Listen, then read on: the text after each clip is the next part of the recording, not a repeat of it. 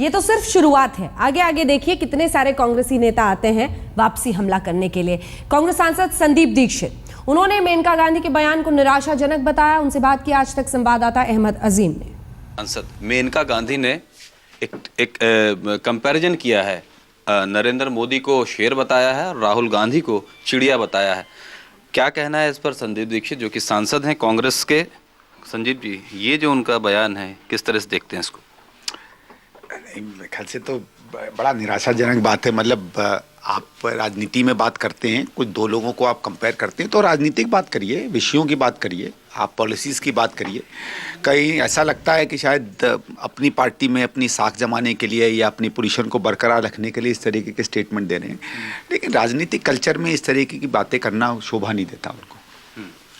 खुद वो एक एनिमल राइट एक्टिविस्ट हैं और हाँ, बल्कि मुझे तो याद है कि उन्होंने एक बार एक अभियान भी चलाया था कि इलेक्शन कमीशन के जितने भी सिंबल्स हैं उसमें जानवरों की तस्वीरें हटा दी जाएं, क्योंकि जानवरों के साथ वो सही बात नहीं होती है।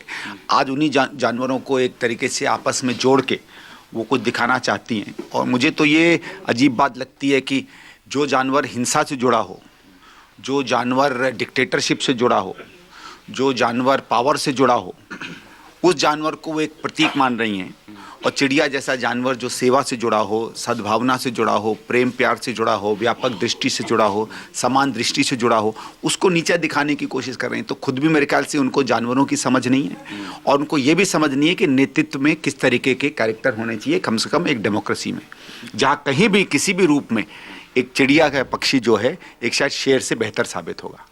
कह रहे हैं कि 500 करें या 5,000 करोड़ रुपए खर्च करें उनके इमेज बिल्डिंग के लिए, अब कुछ होने वाला नहीं है राहुल गांधी। नहीं, 500 करोड़ 5,000 करोड़ तो वो मोदी जी की बात कर रहे हैं, क्योंकि उन्होंने मीडिया पे कितना पैसा खर्च किया नहीं किया तो सबको पता है।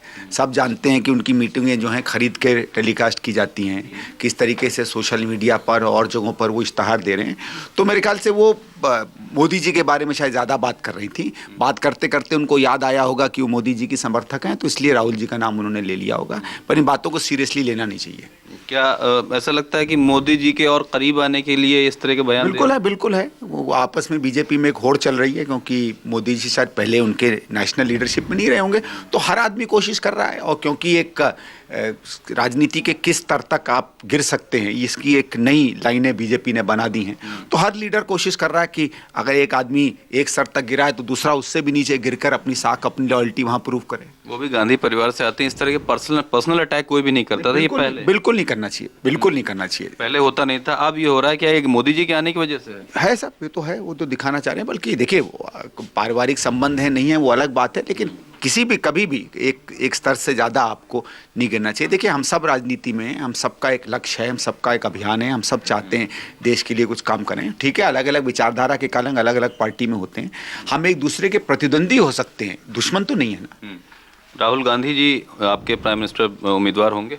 फाइनल हो गया? ये हम नहीं कह सकते। ये तो आज वर्किंग कमेटी की मीटिंग है, कल AICC की मीटिंग होगी।